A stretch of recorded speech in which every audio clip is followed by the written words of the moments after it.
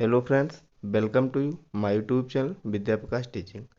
आज हम आपके लिए लेके आए हैं विज्ञान विषय का दीर्घ पाठ योजना, जिसका प्रकरण है जल प्रदूषण। एक बार हम आपको पूरा लेसन प्लान दिखा देते हैं, उसके बाद आपको स्टेप बाय स्टेप बताते हैं कि कैसे बनाया जाता है लेसन प्लान, दीर्घ लेसन प्लान। तो ये आपका दीर्घ लेसन प्लान है पूरा। चलिए हम शुरुआत से आपको बताते हैं कि कैसे बनाया जाता है। ये आपका पेज नंबर 1 है, ये आपका पेज नंबर 2 है। तो पहले हम पेज नंबर 1 देखते हैं, जूम कर देते हैं थोड़ा सा इसे। सबसे पहले आप यहाँ पे आप पाठ योजना संख्या डालेंगे, चाहे तो आप डालें चाहे तो ना डालें। संस्था का नाम में जिस भी संस्था में आप टीचिंग करें उसका नाम रहेगा। दिनांक जिस डेट में आप टीचिंग करेंगे, कक्षा 7 है। विषय आपका विज्ञान है, वो विषय के अंतर्गत आपका रसायन विज्ञान है। चक्र आपका जो होगा वो डाल देंगे, और अवधि 40 मिनट। जो दीर्घ पाठ योजना होता है वो 40 मिनट का होता है। फिर प्रकरण है जल प्रदूषण। एक चीज़ हम आपको और बता दें, अगर हमारे वीडियो की स्पीड तेज होगी तो आप वीडियो को स्लो मोशन में करके या वीडियो को रोक करके आप देख लेंगे, क्योंकि वीडियो बहुत लंबी हो जाएगी अगर हम बहुत स्लो बनाएंगे। अगर अन्य विषय के लेसन प्लान चाहिए तो आप हमारे यूट्यूब चैनल के प्लेलिस्ट में जाकर वहाँ से देख सकते हैं। बहुत सारे विषय के आपको लेसन प्लान मिल जाएंगे। अगर आपको असाइनमेंट प्रैक्टिकल फाइल भी चाहिए तो भी आपको हमारे यूट्यूब चैनल के प्लेलिस्ट में मिल जाएंगे। बहुत सारे टॉपिक पे पढ़े हुए तो आप देख सकते हैं। तो प्लीज़, अगर हमारा लेसन प्लान असाइनमेंट आपको यूजफुल लगे तो चैनल को सब्सक्राइब कर दीजिएगा, वीडियो को लाइक करिएगा, शेयर करिएगा, और कमेंट के माध्यम से जरूर बताइएगा कि हमारा ये लेसन प्लान असाइनमेंट आपके लिए कितना यूजफुल रहा। चलिए स्टार्ट करते हैं।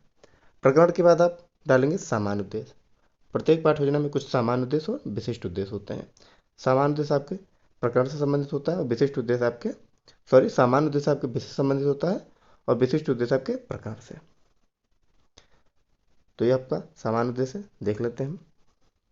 पहला, छात्रों में विज्ञान के प्रति रुचि उत्पन्न करना। दूसरा है छात्रों को विज्ञान के तथ्यों का ज्ञान कराना तथा उनका व्यवहारिक उपयोग सिखाना। तीसरा, छात्रों में तर्क शक्ति, कल्पना शक्ति, विचार शक्ति आदि मानसिक शक्तियों का विकास करना।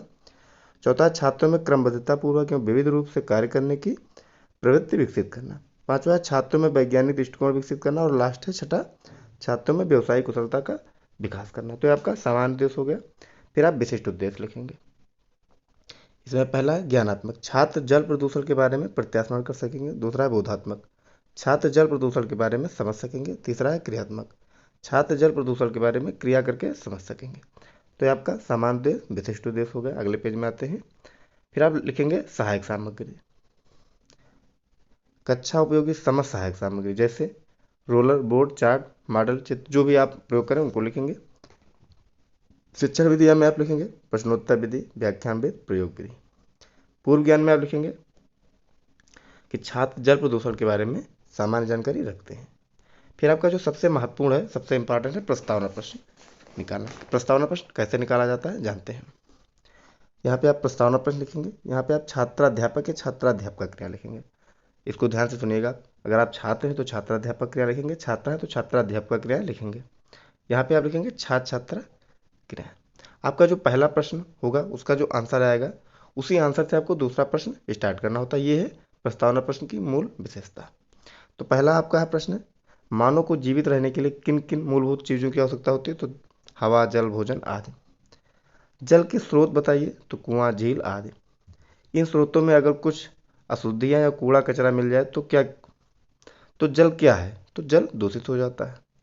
जल दूषित के बारे में होने के बारे में आप और क्या जानते हैं? तो ये आपका समस्यात्मक हो जाएगा, मौन प्रश्न। तो यहाँ पे आप समस्यात्मक लिख लेंगे। फिर आप उद्देश्य कथन लिखेंगे कि छात्रों, आज हम सब मिलकर जल प्रदूषण के बारे में विस्तृत अध्ययन करेंगे। यहाँ पे गलत लिख गया है, यहाँ पे सामान्य जानकारी रखते नहीं, यहाँ पे लिखेंगे आप, हम बता देते हैं, आप लिख लेंगे। उद्देश्य कथन में आपको लिखना है कि छात्रों, आज हम सब मिलकर जल प्रदूषण के बारे में विस्तृत अध्ययन करेंगे। आपको ये लिखना है इसमें। फिर आपका प्रस्तुतिकरण एक होगा, पहला प्रस्तुतिकरण होगा। इसमें आप लिखेंगे शिक्षणविद, जल प्रदूषण है आपका शिक्षणविद। छात्राध्यापक या छात्राध्यापक क्रिया है, जैसे मैंने पहले बताया, अगर आप छात्र हैं तो छात्राध्यापक क्रिया लिखेंगे, छात्रा है तो छात्राध्यापक क्रिया लिखेंगे। छात्र छात्रा क्रिया में आप लिखेंगे छात्र छात्रा ध्यानपूर्वक सुनेंगे। दिखा देते हैं आपको। ये आपका दूसरा पेज था, ये आपका तीसरा पेज है। तो यहाँ का जो शेष होगा वो इस पेज में आपको मिलेगा, तो इसका बिल्कुल आप ध्यान रखिएगा। पहले हम इस पेज में देख लेते हैं। आप यहाँ से देख के लिख लेंगे। हम वीडियो को थोड़ा रोक के बता देते हैं आपको, वीडियो को स्लो मोशन में। अगर हम वीडियो बहुत तेज़ बनाएंगे तो आप समझ नहीं पाएंगे, और अगर हम धीरे बनाएंगे तो वीडियो बहुत लंबी हो जाएगी। तो इसलिए आप अपने सुविधा अनुसार वीडियो को रोक करके या स्लो मोशन में करके देख लेंगे। तो यहाँ से आप यहाँ तक लिख लेंगे और इसके आगे का आप अगले पेज में लिख लेंगे। जैसे यहाँ पे देखिए, साथ में हम दिखा देते हैं आपको। ये यहाँ से यहाँ तक लिखेंगे, फिर उसके आगे का आप इसमें लिख लेंगे। अब समझ में आ गया होगा। अब हम अगला पेज जूम कर देते हैं। यहाँ से आप लिख लेंगे देख के। तो ये आपका प्रस्तुतिकरण एक हो गया। आप यहाँ से वीडियो को रोक करके या स्लो मोशन में करके आप लिख लेंगे। चलिए अब आगे बढ़ते हैं। इसके बाद आपका बोध प्रश्न होगा। प्रत्येक प्रस्तुतिकरण के बाद आपका बोध प्रश्न करना है। बोध प्रश्न में आपके 3 प्रश्न होंगे, तीसरा जो होगा वो समस्यात्मक होता है। तो ये बोध प्रश्न है। यहाँ पे छात्राध्यापक या छात्राध्यापक क्रिया लिखेंगे, यहाँ पे छात्र छात्रा क्रिया है। पहला प्रश्न है आपका, इसका आंसर यहाँ पे दिया हुआ है। दूसरा प्रश्न है, इसका आंसर यहाँ पे हुए। और तीसरा प्रश्न, इसका आंसर आपका नहीं होगा, इसका समस्यात्मक, इसका तीसरा जो प्रश्न होता है वो समस्यात्मक होता है। तो ये आपका होगा। फिर आप प्रस्तुतिकरण 2 करेंगे। यहाँ पे आप प्रस्तुतिकरण 2 डालेंगे। शिक्षा बिंदु आपका है जल प्रदूषण के मुख्य कारक। छात्राध्यापक क्रियाएं, छात्र छात्रा क्रिया में लिखेंगे, छात्र छात्रा ध्यानपूर्वक सुनेंगे। हम दो इसके अगले पेज का साथ में आपको दिखा देते हैं। ये देख लीजिए, यहाँ से आप यहाँ तक लिख लेंगे, उसके आगे का आप यहाँ से लिख लेंगे। जैसे ये देख लीजिए, शिक्षा में जल प्रदूषण के मुख्य कारक व हानिकारक प्रभाव। तो ये आपका पूरा शिक्षण बिंदु है। तो आप दोनों साथ में देख लीजिए। अब जूम कर देते हैं। अब आप पहले इसको लिख लीजिए, फिर अगले पेज में लिख लीजिएगा। यहाँ आप लिख लीजिए, इसको आपने लिख लिया। अब आगे बढ़ते हैं। इस पेज में आप शेष लिख लीजिए यहाँ तक आपका। तो ये आपका प्रस्तुतिकरण 2 हो गया। अब आगे बढ़ते हैं अगले पेज में, सॉरी अगले पेज में नहीं, बोध प्रश्न में। फिर आप बोध प्रश्न करेंगे। इसमें आप बोध प्रश्न लिखेंगे, छात्राध्यापक क्रिया लिखेंगे, छात्र छात्रा क्रिया। प्रश्न आपका पहला है, इसका आंसर यहाँ पे मिल जाएगा। दूसरा प्रश्न है, उसका आंसर यहाँ होगा। और तीसरा प्रश्न आपका ये समस्यात्मक हो जाएगा। ये देख लीजिए आप। तो ये आपका बोध प्रश्न हो गया। फिर आप प्रस्तुतिकरण 3 करेंगे। आप वीडियो को रोक करके स्लो मोशन में करके लिख लेंगे। प्रस्तुतिकरण 3 है आपका, शिक्षा बिंदु छात्राध्यापक क्रियाएं या छात्राध्यापक क्रियाएं, छात्र छात्रा क्रियाएं। इसमें आपका है छात्र छात्रा ध्यानपूर्वक सुनेंगे। 2 पेज हम दोनों साथ में दिखा देते हैं आपको। ये देखिए, आपका ये प्रस्तुतिकरण 3 है। यहाँ तक आपका ये है। उसका अगला जो शेष है अगले पेज में आपको मिल जाएगा। तो पहले आप यहाँ से लिख लेंगे, जल प्रदूषण की रोकथाम तथा नियंत्रण। इसका यहाँ से यहाँ तक आप लिख लीजिए। फिर आगे बढ़ते हैं अगले पेज में। आप वीडियो को रोक करके या स्लो मोशन में करके लिख लेंगे, क्योंकि वीडियो बहुत लंबी हो जाएगी अगर हम आपको वर्ड टू वर्ड बताएंगे। अब यहाँ से आप यहाँ तक लिख लेंगे तो आपका कंप्लीट हो जाएगा। हम जूम कर देते हैं। तो आपका ये हो गया, प्रस्तुतिकरण 3 कंप्लीट होगा। अब बहुत प्रश्न आप करेंगे, छात्राध्यापक क्रियाएं या छात्राध्यापक क्रियाएं, छात्र छात्रा क्रियाएं। प्रश्न आपका पहला है, इसका आंसर आपको यहाँ मिल जाएगा। दूसरा प्रश्न है, इसका आंसर आपको यहाँ मिल जाएगा। तीसरा प्रश्न आपका समस्यात्मक हो जाएगा। तो आप इसे यहाँ से वीडियो को रोक करके लिख लेंगे। फिर आगे बढ़ते हैं और प्रस्तुतिकरण 4 करेंगे। प्रस्तुतिकरण 4 है आपका, ये प्रस्तुतिकरण 4 है आपका। इसका जो शेष है वो अगले पेज में आपको मिल जाएगा। इसमें कुछ लाइनें बची हुई जो आपको यहाँ मिल जाएंगी। तो आप यहाँ से लिख लेंगे देख के। तो चलिए इसे जूम कर देते हैं। प्रस्तुतिकरण 4, प्रस्तुतिकरण 4 डालेंगे। शिक्षा बिंदु जल संरक्षण तथा जल का संग्रह। छात्राध्यापक या छात्राध्यापक क्रिया लिखेंगे, जो भी आप हैं। छात्र छात्रा क्रिया में लिखेंगे, छात्र छात्रा ध्यानपूर्वक सुनेंगे। अब आप यहाँ से देख के लिख लेंगे। यहाँ तक अगला है, अगले पेज में इसका जो शेष है वो मिल जाएगा आपको। तो पहले आप इस पेज में लिख लीजिए, आपको क्लियर दिख रहा होगा।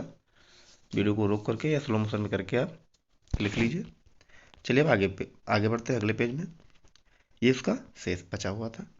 इसके बाद आप चौथे प्रस्तुतिकरण के बाद आप सैंपट कार्य करेंगे। सैंपट कार्य में एक ब्लैक चार्ट पे मेन मेन बिंदु लिख के आप चिपका लेंगे, तो आपका सैंपट कार्य कंप्लीट हो जाएगा।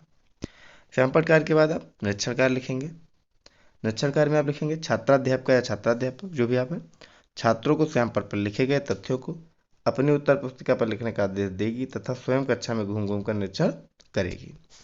तो ये आपका निरीक्षण कार्य हो जाएगा। इसके बाद लास्ट में आप पुनरावृत्ति प्रश्न करेंगे। चौथे प्रस्तुतिकरण में आपका बोध प्रश्न नहीं होता है, लास्ट में पुनरावृत्ति प्रश्न होता है। पुनरावृत्ति करेंगे, छात्राध्यापक छात्राध्यापक क्रिया लिखेंगे, छात्र छात्रा क्रियाएं लिखेंगे। प्रश्न आपका पहला है, इसका आंसर आपको यहाँ मिल जाएगा। फिर आपका दूसरा प्रश्न है, हम जूम कर देते हैं, इसका आंसर आपको यहाँ मिल जाएगा। फिर समुद्र व अन्य जल स्रोतों से तेल रिसाव की परत को कैसे हटाया जाता है, तो ये आपका आंसर हो जाएगा चूसक तकनीक या लकड़ी के बुरादे द्वारा। फिर सड़ती हुई वनस्पति था प्लास्टिक को कहाँ नहीं फेंकना चाहिए, तो खुले नाले नालियों में। विश्व जल दिवस कब मनाया जाता है, 22 मार्च को। आपको विश्व जल दिवस पे नुक्कड़ नाटक का वीडियो अगर चाहिए तो भी आपको हमारे यूट्यूब चैनल के प्लेलिस्ट में मिल जाएगा। वहाँ पे हम लोगों द्वारा जो एक विश्व जल दिवस पर एक कार्यक्रम किया गया था नुक्कड़ नाटक, उसको आप जाके हमारे यूट्यूब चैनल के प्लेलिस्ट में देख सकते हैं, अच्छा लगेगा, एक बार जरूर देखिएगा। फिर आपका ये 5वां प्रश्न हो जाएगा। फिर लास्ट में आपकी हेडिंग है गृह कार्य।